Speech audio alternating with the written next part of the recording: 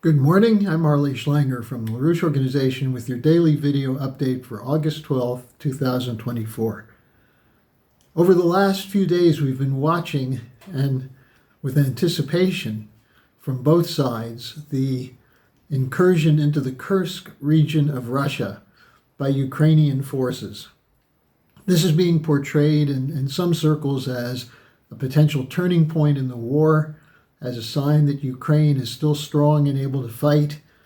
If you look at the narrative coming from the Atlantic Council, which is very supportive of the Ukrainians in this proxy war, they're essentially saying that this is breaking the narrative of the inevitability of a Russian victory. Take, for example, the Atlantic Council's David Frieden. He's a former U.S. Secretary of State for Europe.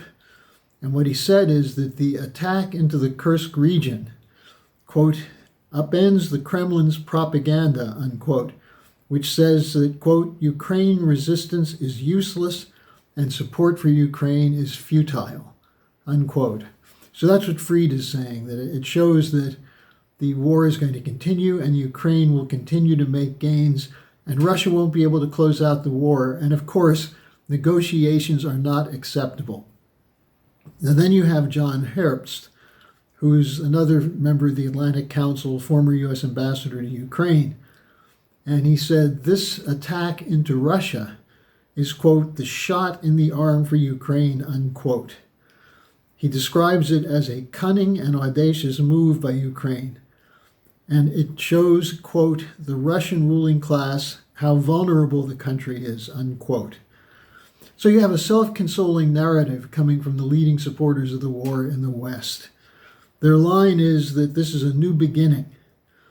Now, the supporters of the war, what is it they're trying to accomplish? Well, number one, they want to keep the war going.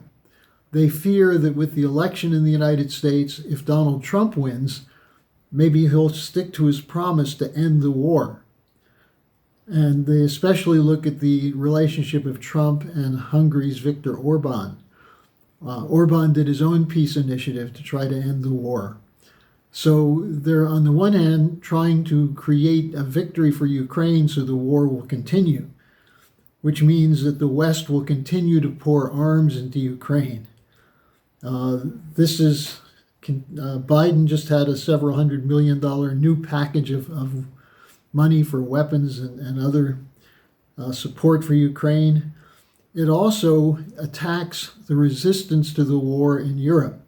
That is, with European governments under pressure to stop spending on the war and instead spending on domestic concerns, these kinds of so-called victories create the basis for saying, look, we have to keep going, we can't stop now. And then finally, the other reason to keep it going is to inflict more damage on Russia. That's what the oligarchy in the West said was the intent from the beginning, to weaken Russia. And that's the purpose of a permanent proxy war on the border of Russia, to keep Russia on the defensive, keep Russia spending money on war, undermine the power of the military, and also eventually regime change against Putin. Now you have more weapons coming into Ukraine, including possibly F-16s shortly, other kinds of long-range missiles, and so on. Now the reality is they should recognize the war is lost and diplomacy is necessary. But if you heard from Ursula von der Leyen, if you heard from the new foreign minister of the European Union, the line is, we're winning and must continue the war. So the intent behind this attack by Ukraine, and no one knows exactly how large it is, supposedly it was successful and was going to be a long-term placement of Ukrainian forces inside Russia. That seems to have changed, especially since most of the Ukrainian forces, according to most reports, have been decimated. However, you can't know for sure because in desperation, desperate measures will be taken. So they're trying to change the narrative that Ukraine can win. Now, this also coincides with the escalation in the West against critics of the war, such as Scott Ritter and Tulsi Gabbard. Ritter's house was raided over the weekend. and Tulsi Gabbard has been put on a special search list.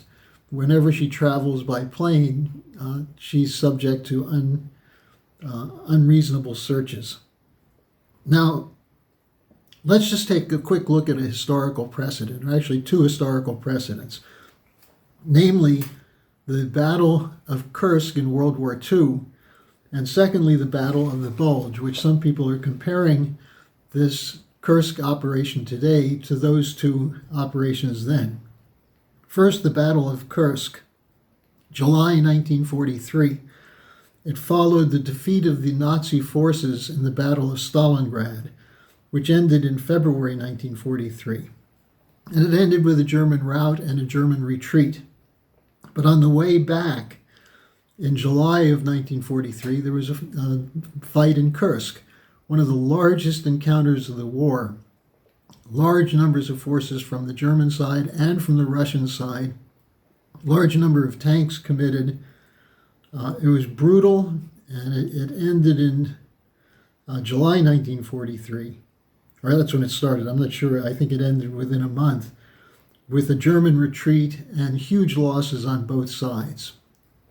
What it means is that the people in the Kursk region are already familiar with Western invaders coming in, attacking them, and defeating them. So in their mind, this is not very different, especially since today's Ukrainians are the new Nazis in comparison with the old Nazis in the 1940s. Now, the second comparison is the December 1944 Battle of the Bulge. Now, this occurred after the June 1944 D-Day and Allied forces landing in France and starting to move toward Germany. There were a number of areas of fighting. One of the most significant was along the Belgian Ardennes area, where the Allies were making significant headway. But they'd been fighting since June. So in mid-December, December 16th, 1944, as they were resting, the German army launched an attack into where they were in Belgium. And it was an attempt to disrupt two things. One, the use of the port in Antwerp to resupply Allied forces, and secondly, to split the Allied forces that were moving toward Germany. The German army deployed over 400,000 men, 1,400 tanks and artillery. There were close to 100,000 German casualties by the time it ended a month later. There was also significant loss by the Luftwaffe of German airplanes. The Allies were initially caught off guard because they were defending lines. They had thin defense lines and also supply problems. But at the same time, they benefited by the growing offensive from the Soviets from the east, which began on January 12th. So as the Battle of the Bulge was continuing, the Soviets moved their forces in from the east, and that eased the situation to some extent and exposed the Germans to a two-flank fight where the German forces were losing numbers quite rapidly, had hard times with resupply, and so on. So the reason I'm making this comparison is that these were two things toward the end of the war. The Battle of Kursk was the indication that the Germans had no strategy on the east other than retreat, and the Battle of the Bulge was a German attempt to slow the Allied moves toward Germany. Both failed. The Germans had heavy losses, and this was a major step on the way to the final end of the war and the German defeat. Now, what will happen with this Battle of Kursk, no one knows for sure. Will Ukraine reinforce the forces there? Will the Russians crush them?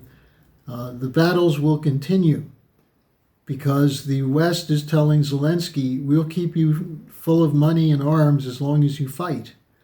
And the Russians are not going to stop. And in fact, if the Ukrainians continue these kinds of provocations, the Russians will be less likely to reach a negotiated settlement. So the obvious solution here is negotiations, is diplomacy. And I'm going to include a link to a fascinating discussion that took place last Friday at the International Peace Coalition, which included Colonel Lawrence Wilkerson, the former aide to U.S. Secretary of State Colin Powell.